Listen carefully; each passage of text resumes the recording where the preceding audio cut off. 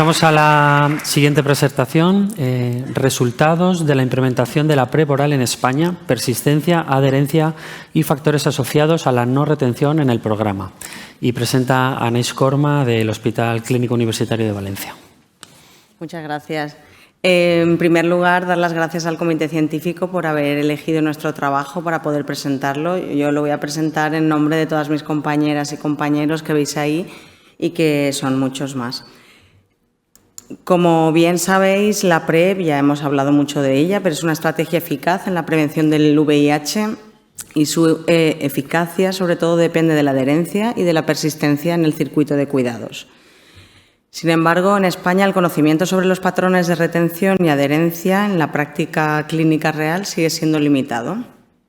Y creemos que comprender estas dinámicas permitiría identificar de forma precoz a los subgrupos con un mayor riesgo de abandono y así podríamos diseñar estrategias específicas para mejorar la continuidad en PrEP. Por eso, el objetivo de este estudio fue evaluar la persistencia y la adherencia a PrEP oral tras 5 años de implementación en España, así como los factores asociados a la discontinuación. Voy a pasar por la metodología muy rápidamente. Como veis ahí, se trata de un estudio retrospectivo de cohortes que es multicéntrico. En este momento esto es un análisis preliminar. Estaban participando 23 centros de todo el territorio nacional. Los participantes eran todas aquellas personas para las que teníamos un inicio documentado de PrEP oral. El seguimiento ya sabéis perfectamente cómo lo estábamos haciendo, trimestral, de acuerdo con las recomendaciones nacionales vigentes. Y la variable desenlace principal fue el tiempo hasta la discontinuación. ¿Cómo definimos discontinuación? Pues como la interrupción de 120 o más días consecutivos, tomando como fecha de referencia la última visita clínica o dispensación registrada.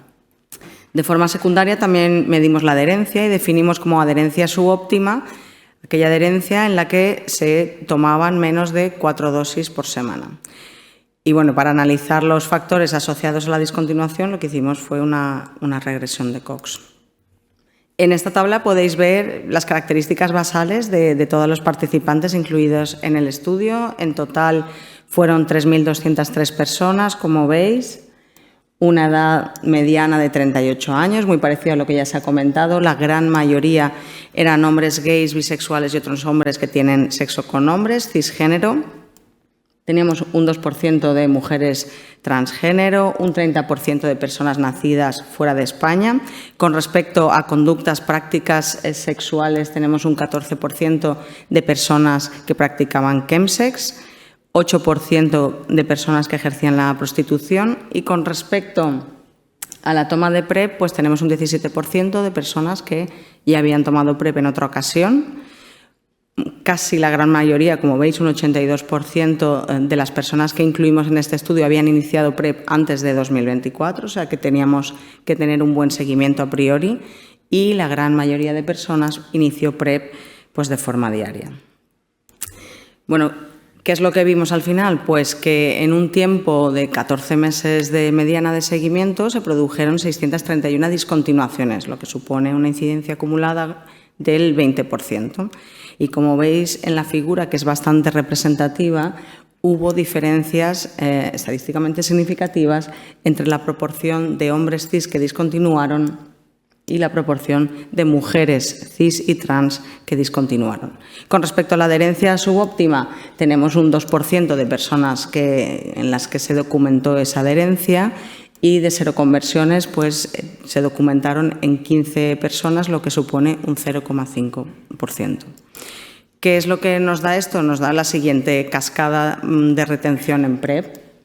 De todas las personas que incluimos en el estudio, al año se mantuvieron en PrEP el 78% y, como veis, de esas, tan solo el 55% al final del global se mantuvieron en PrEP durante 2 años. Con respecto a los factores predictores de discontinuación, los que más fuertemente se asociaron fue una menor edad, ser mujer y ejercer la prostitución, como podéis ver, y tener una adherencia subóptima a la PrEP. Es verdad que el haber tomado PrEP previamente se asoció a un menor riesgo de discontinuar a lo largo del tiempo. Como conclusiones, pues podemos decir que a pesar de la cobertura universal y la provisión gratuita de PrEP oral en España, las subpoblaciones desatendidas siguen estando infrarrepresentadas, como hemos visto, 5 años después de su implementación. Las tasas de discontinuación siguen siendo altas, especialmente entre las personas más jóvenes, lo hemos visto, las mujeres que ejercen el trabajo sexual y quienes presentan una adherencia subóptima. Y por eso creo que es importante destacar que el acceso universal no asegura un uso equitativo. Este modelo que tenemos centralizado, ya lo hemos dicho, no llega ni retiene a las personas más vulnerables y si queremos seguir manteniendo esa efectividad de la PrEP, particularmente en estos contextos de poblaciones vulnerables, pues necesitamos urgentemente otro tipo de estrategias, como una provisión descentralizada, opciones de profilaxis de acción prolongada y, por supuesto, un acompañamiento individualizado.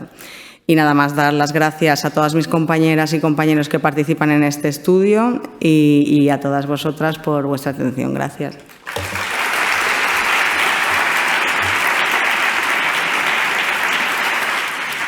Muy bien, muchas gracias, Anais. Parece que tenemos por aquí alguna pregunta. Sí, hola, gracias, enhorabuena. Así como las personas que viven con VIH, la discontinuación siempre es un problema, siempre es algo negativo. En las personas que están recibiendo PrEP, no en todas es negativo. Hay gente que puede dejar la PrEP, discontinuarla, porque sus circunstancias personales han cambiado y no la necesitan. ¿Habéis analizado de alguna manera qué proporción de personas que abandonan es por este motivo, que no sería una situación negativa, como sí lo es el dejarlo, el abandonarlo en personas que siguen con esas prácticas de alto riesgo? Efectivamente, eso es un análisis que vamos a hacer de forma más detallada, pero sí que puedo deciros que estas discontinuaciones que hemos mostrado eran pérdidas de seguimiento y abandonos voluntarios. No eran por ausencia de cumplimiento de criterios de PrEP ni nada, eran sobre todo por esos dos motivos.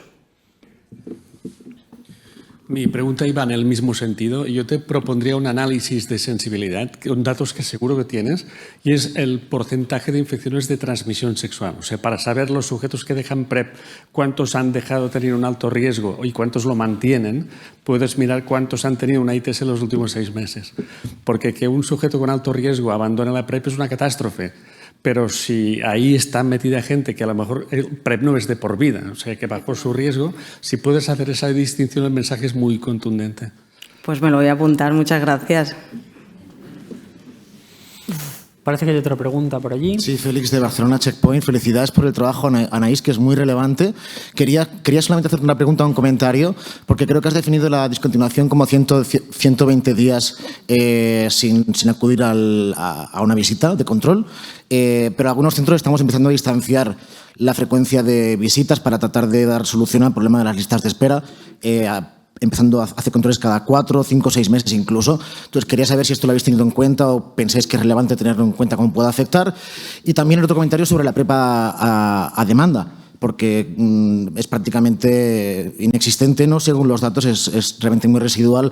¿Crees que los centros no estamos siendo capaces de reflejar la realidad de la PrEP a demanda? Porque, en mi opinión, es más frecuente de lo que los datos a veces dicen, pero simplemente no estamos como registrando realmente esa realidad, ¿no? Ya que las guías explícitamente no lo indican así, ¿no?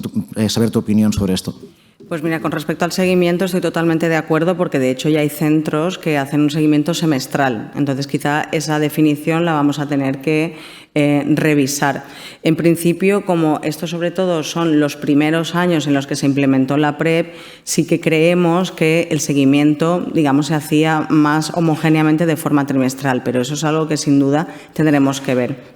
Y con respecto a la PrEP a demanda, me ha sorprendido también la pequeña proporción de personas que la estaban usando a demanda. Exactamente no sé por qué es, si es porque son datos quizá más antiguos y ahora quizá eso sí que está evolucionado.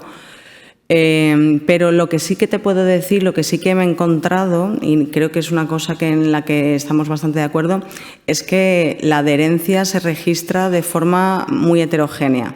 Entonces ahí sí que podríamos tener un problema para saber la adherencia de las personas que hacen PrEP a demanda. No sé si he contestado a tu pregunta. Perfecto, muchas gracias. Pues nada más, muchas gracias, Anaíz. Gracias.